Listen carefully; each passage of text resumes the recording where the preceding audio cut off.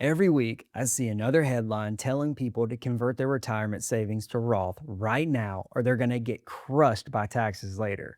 And I get it. I see why it's so appealing. The idea of tax free money in retirement sounds like a no brainer. But here's what most of that advice gets wrong. For a lot of people, the problem that Roth conversions are supposed to solve actually solves itself. And no one's talking about that because the way most people actually live in retirement, the spending they do, the trips they take, the life they live, it naturally shrinks the tax problem that conversions are designed to fix. And doing a conversion on top of that doesn't actually save them money, it costs them money. My name's Tyler. I'm a financial advisor at Riverbend, and I help people figure out how to turn their retirement savings into actual retirement income. And in this video, I'm going to show you why the advice to convert now has gotten so out of hand, what it's actually costing people who follow it blindly, and what you should focus on instead.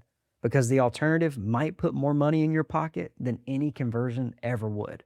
Let's get into it. And real quick, if you're sitting on a 401k or an IRA and you're trying to figure out whether Roth conversions actually make sense for your situation, that's exactly the kind of thing I help people work through at Riverbend. There's a link in the description below to book a free discovery call. All right, let's start with why the advice got so popular in the first place. So first, let me just make sure we're on the same page about what a Roth conversion actually is. Now, if you've got money in a traditional 401k or a traditional IRA, that money's never been taxed. You got a tax break when you put it in, but you're going to pay tax on every single dollar when you take it out later.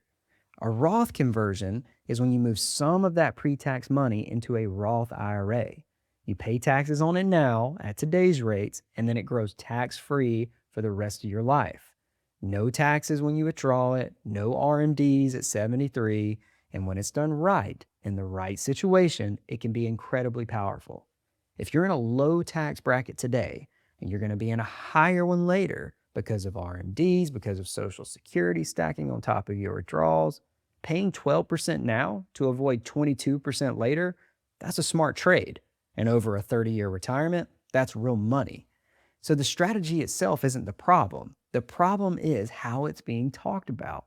Over the last few years, Roth conversions went from being a targeted strategy for specific situations to the thing that everyone's supposed to do. And I think there's a few reasons why this happened.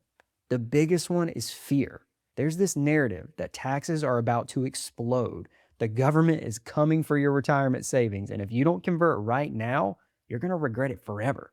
And look, I get it. Taxes could go up. They've gone up before.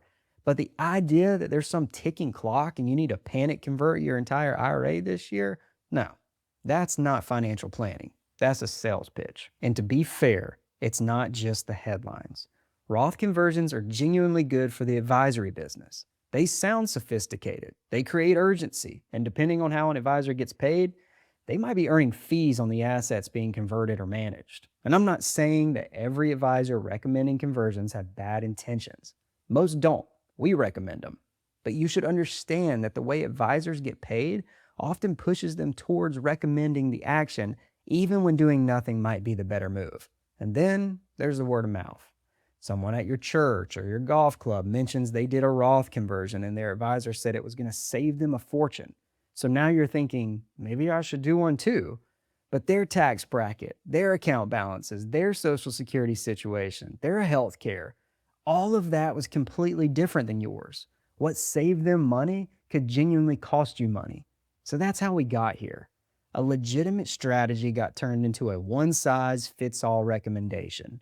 And now people are making decisions with real money based on advice that was never even meant for them. So let me show you what's actually going wrong, because the problem with this advice goes deeper than most people realize. So here's what's actually happening when people follow the just convert advice without thinking it through. And what I've found is that it's usually not a math problem, it's a behavior problem. Smart people keep falling for the same three traps, and each one of them can cost them real money. The first trap is urgency. Like when you hear taxes are going up or convert now before it's too late, it creates pressure. And when people feel pressure, they rush. They try to convert too much, too fast. Here's what that might look like in practice. The whole logic of a Roth conversion is that you're paying taxes at a low rate now, so you don't have to pay at a higher rate later.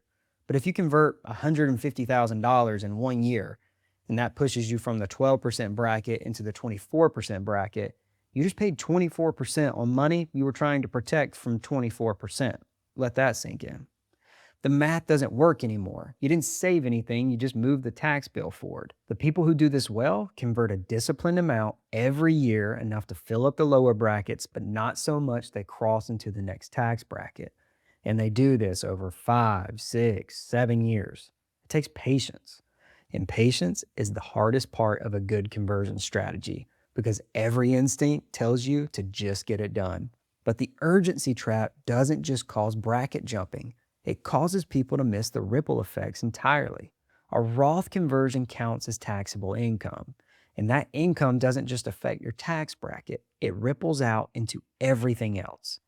If you're 65 or older, it could trigger something called IRMA, Income Related Monthly Adjustment Amount, which is basically a surcharge on your Medicare premiums. And depending on how much income you report, you could be paying anywhere from $70 to over $400 a month on Medicare Part B and D. That's per person. So if you're married, both of you are paying more. The part that catches people off guard is that IRMA is based on your income from 2 years ago. So a conversion you do today could hit you with higher premiums 2 years from now when you've already forgotten about it. If you're under 65 and you're trying to buy health insurance on the marketplace, a large conversion could push your income above the threshold for help paying your premiums with subsidies. Now, that could cost you thousands of dollars in health care in a single year. And on top of all that, the conversion income can change how much your Social Security benefit actually gets taxed. Most people don't realize that. They think Social Security taxation is all or nothing, but it's based on your total income.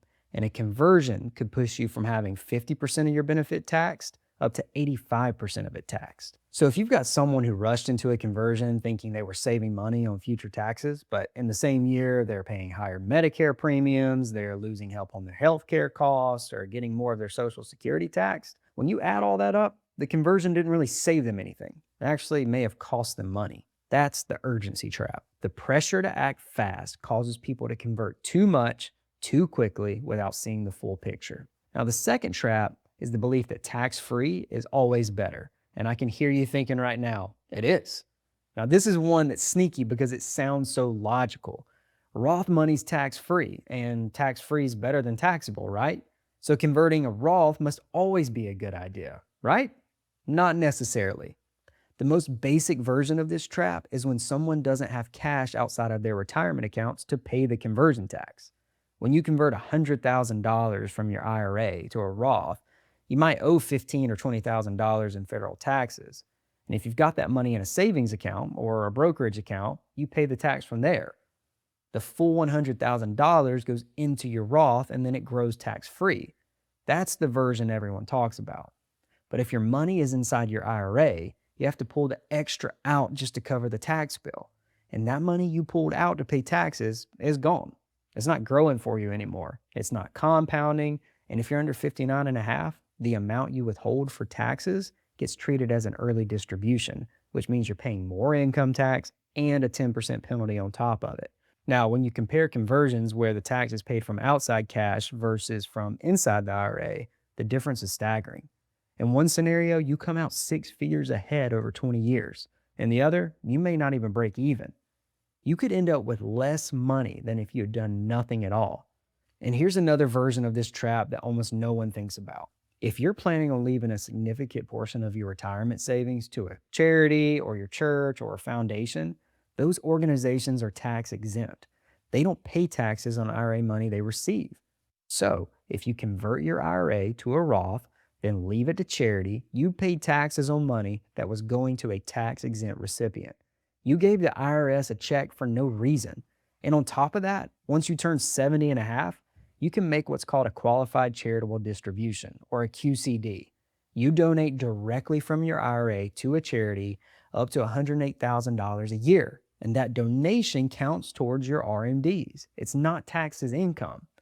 You're solving the RMD problem and supporting the causes you care about, and the IRS isn't getting a dime. The tax-free is always better belief sounds right, but it falls apart when you look at where the tax payment's actually coming from and where it's actually going. Now, the first two traps are about mechanics, doing the conversion wrong. But the third trap, it's a little bit different. It's about doing a conversion that didn't need to happen in the first place. The third trap is what I like to call the spreadsheet trap. This is one I wish more people understood because it changes the entire conversation. Think about why people worry about required minimum distributions in the first place. It's because they've got a big IRA, they're going to let it keep growing, and at 73, the government's going to force them to take out more than they need. That's a real concern. If your IRA grows untouched for 20 years, those forced withdrawals can be enormous. But most people aren't going to leave their IRA untouched for 20 years. They're going to spend it. That's what it's for. If you're 62 and you're pulling out $5,000 or $6,000 a month to live the life you plan for, traveling, helping your kids, enjoying yourself, your IRA balance is going down. And the smaller it is at 73, the smaller your RMDs are and the smaller the tax problem. I've seen situations where someone was planning an aggressive Roth conversion strategy that looked like it was going to save them hundreds of thousands of dollars on a spreadsheet. But when we actually built out what they wanted their retirement to look like, the trips they wanted to take, the year they wanted to retire, the things they actually wanted to do with their family, the value of those conversions dropped by almost half because they were going to spend the money anyways. Spending was the strategy. They just didn't know it yet. And that's the real issue with the just convert advice. It treats Roth conversions like they're the plan, but not just part of the plan. They're one tool. And if you pick up a tool before you know what you're building, you're going to make a mess. You can ask my wife, she'll confirm. So if the answer isn't just convert everything, what should you do? Because I don't want you to walk away from this video thinking Roth conversions are bad, don't ever do them. They're not. They're incredibly powerful when they're done right. The problem is, right looks different for every single person. So let me help you figure out what right looks like for you. So if the answer isn't just convert everything, what should you actually do? Well, here's what I'd tell you if you were sitting across from me right now, and you kind of are. Stop starting with the Roth conversion question. It's the wrong place to begin. Starting with, should I do a Roth conversion? Feels kind of like walking into a doctor's office and asking, should I get surgery? Before anyone even knows what's going on. Instead, start with your life. What do you actually want your retirement to look like?